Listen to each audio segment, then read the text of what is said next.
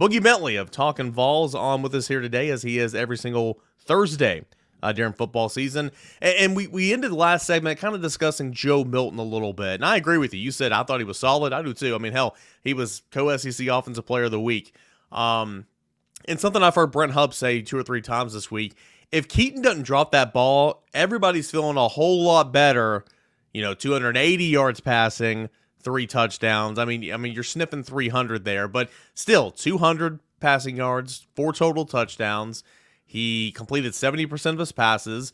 There was a sequence in the first half that was not good. We've talked about it. He missed a throw here, he made a bad decision here one time, but overall, I thought he was pretty solid as well, but still knowing, boy, Joe was pretty good, and he left some out there. Like, if he has a great game, sky's the limit. I think it's funny because I think so many of the fans out there grade Joe on 2021, not 2023. Completion percentage, 70%. What more do you want? Like, I even went and looked at the all-time leaders in the NCAA football for completion percentage, and it's around 70%. So Joe completed 70% of his passes on Saturday. What are you grading him on? Are you grading him on Saturday, or are you grading him on how he played against Bowling Green 2 years ago? All we can do is look at Joe now, and for the most part, I thought he looked good. He's efficient. He had the one bad drive there with Tennessee, I think they ran the ball a couple of times. Then he had 3 pretty bad throws. The throw to Keaton was on the money, and Hubbs is spot on. If that's a touchdown, or even if it's not, if it's a 60, 70-yard gain, whatever it is, people are talking differently, and it kind of makes real quick. I don't mean to butt in here and cut you off, but yeah, that's what I did. I can do whatever. Hey, you're the host. You do whatever you want. Isn't it beautiful though? You snap the ball at the 20. Okay, you're 20. He drops back about 5 yards. He's at Tennessee's 15 on the left hash, just effortlessly. Okay, Yeah. So everybody say it with me. Effortlessly. Hold on. Effortlessly. There you go. Oh, just effortlessly. Just throws the football down the field to the right hash, opposing 20, like it's easy money. And of course, Keaton drops it. He's a good receiver, as Brew McCoy said. He's going to make that catch 10 times out of 10. But my goodness, that was such a gorgeous, gorgeous football throw. And again, like in real time, I didn't really notice it, but I went back and watched it. I'm like, man, he's at the 15, throws it to the 20, just nonchalantly. But we want to talk about the inaccurate throws, right? Yeah. And that was on a dime. That was dropped perfectly into the bucket. All you got to do is catch it. And I hate that happened, because I feel like so many people are talking about that play. And it's not that people are hating on Keaton, but it's ifs, ands, and buts, right? You complete that, all of a sudden it's a different story. But look at that throw. Look at the throw to Brew McCoy that, barely out of bounds, almost gets a foot down. That's an NFL throw. That's a big boy throw. That was right where it needed to be. I thought he looked great, man. Not great, good, efficient. And that's all he has to be. If you're going to go out and run the football for 300 yards, you're going to go out and play defense like Tennessee played defense on Saturday. Joe doesn't have to go out there and throw for 300 yards. He can throw for 200. But it makes me laugh because the narrative from the fan base, Joe wasn't good enough. Why? 70% is not good enough.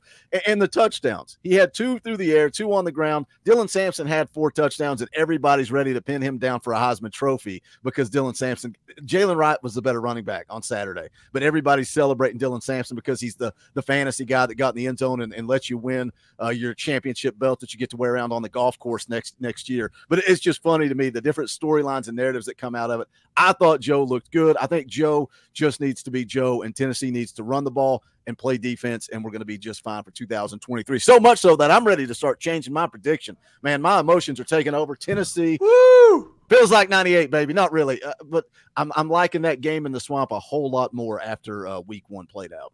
Well, me, I do too. And week 1, Florida killed itself. Now, granted, Utah beat them. Utah had a lot of guys out as well. Utah beat them. I'm not taking anything away from that. But, I mean, Florida, procedural penalties, 3rd, 4th down mistakes. Of course, the huge penalty on special teams that allowed them to go down there and score. I just feel like Florida is not going to be – I don't think Florida's going to be good. I don't think Florida's going to be looking as bad as they did Thursday night for the entire season. It was week 1. And Florida did a whole lot to lose that game on its own. But, again, credit Utah. I think Tennessee should go down there and wax them. I do. I'm with you. I think Tennessee should win that game. And nothing's going to change my mind between now and even after Saturday's game and heading down to the Swamp next week. You brought up that defense. Love defense. But everybody's got to talk sexy, and that's offense. James Pierce, Tyler Barron, SEC Defensive Lineman of the Week. And I'm not taking anything away from him, trust me. But you got such a rush upfield that when you're in that Rabbits package and Tyler Barron slides inside, it forces the quarterback up right into his arms. I mean, he just cleaned up, and that was fun to see repeatedly on Saturday. Aaron Beasley, Keenan Peely all over the place. Rotation in the back end, still not as much at safety, but man, I really liked what I saw from defense the other day, and we're going to see a whole lot more of that on Saturday.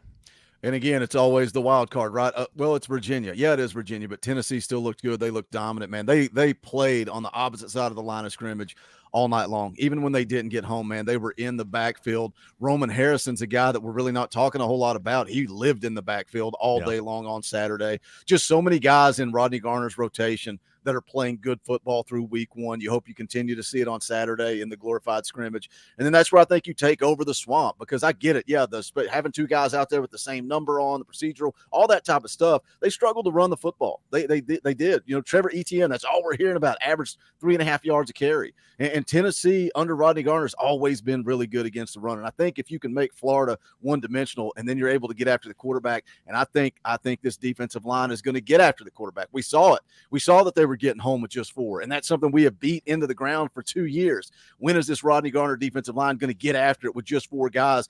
And then you've upgraded your linebackers. Aaron Beasley continues to develop and get better every single week he plays football. And then Keenan Peely, what a great addition. But what about Elijah Herring? Elijah Herring looked good on Saturday too, led this football team in tackles.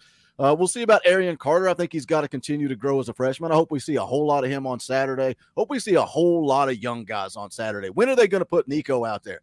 Get him out there. Let him play, man. I know the Nico chance, it's ridiculous, it's silly, but as a football team, you got get him ready. Nico needs to be ready, and you got to have that live fire, live bullets, live ammunition, right? And that's what I want to see. I want to see a whole lot of Nico.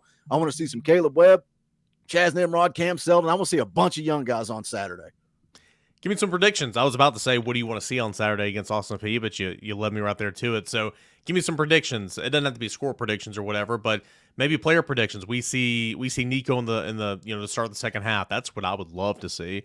Probably won't see that, but I hope we get to see Nico running with the ones a little bit. I think that'd be good to see.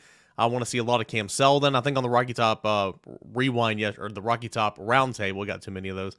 Yesterday, I said that I think Cam Selden, finds the end zone. He'll score his first touchdown in a Tennessee uniform. I think that's a pretty safe bet, right? I mean, because you're going to be running the football and going to be winning big. What are some predictions for you in this Tennessee game coming up on Saturday?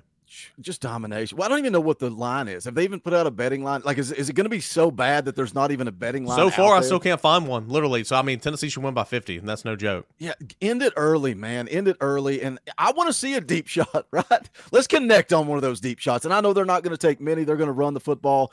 But I'd like to see them connect on one, whether it's to Ramel Keaton. Let's go deep to Ramel Keaton early. Let him, say, hey, I can play some football. You go back to last year, the catch he had against Florida. What a big moment that was.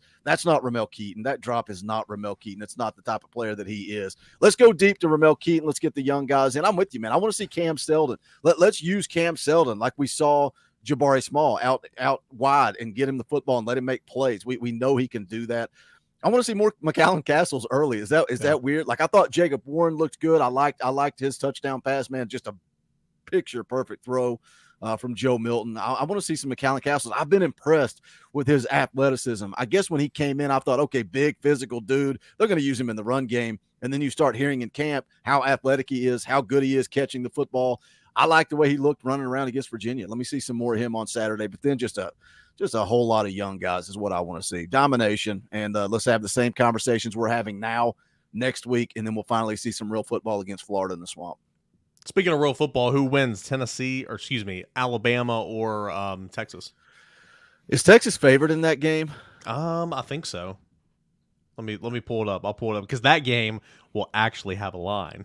Yeah, I will. I'm going to go with an unpopular opinion, and I'm going to say Alabama wins. I think Milroe is a lot better than people give him credit for. I think everybody looks back at Bryce and what a special, talented player that he was.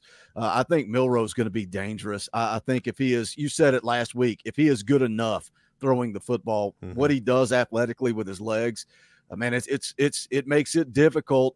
We saw it with Hendon. When you have that type of athleticism and you can run the football, It's tough to stop, man. And I think that Milroe brings that to the table. Give me Alabama. What's the spread? Texas by 3? Yeah, I for some reason I was thinking that game was in Austin, but no, it's in Tuscaloosa. They played there last year, so it's in Alabama. Alabama's a touchdown favorite. Oh, so. Wow. I thought Texas was the favorite. Maybe that's because I'm surrounded by so many fans that think Alabama's going to go lose that game. Yeah. I thought that the spread was, I thought it was like 4. I'm surprised that it's 7, but of course it can move a little bit. But it's going to be at home, what Alabama did last week and what Milroe did. He's just an animal, man. He's a great athlete, never denying that. But, I'll be intrigued to see what happens when Alabama's got to throw in the second half. Your run game shut down or you're playing from behind or something. I'll be intrigued because, there's a reason why there was a quarterback controversy in the quarterback competition. Sure. Milroe's not the best passer. And, Tyler Buckner really isn't either. And who knows about Ty Simpson? We haven't seen him play. So we'll be interested to see. Boogie, appreciate it as always, man. Good stuff every Thursday right here on Locked On Vols. What do you guys got coming up on Talkin VAWLS this week? Tomorrow morning, 10 a.m., myself, Coach Jay, coaches little high school football out in California, actually has been around Bryce Young and also Nico, that coaching tree that coached those guys. Coach Jay's got a great relationship with them. He brings a different dynamic to our channel. We preach for the fans, by the fans, not being experts or insiders. Coach Jay brings a little something special each week. So come tune in 10 a.m. tomorrow. Saturday, we'll do a tailgate show an hour before kickoff. That's where the audience gets to come on and drive the show. And then we'll be live immediately following the game as well. Every single week, hour before kick and immediately following the game. Boogie, I appreciate it, brother. Thanks so much. Always good time, man.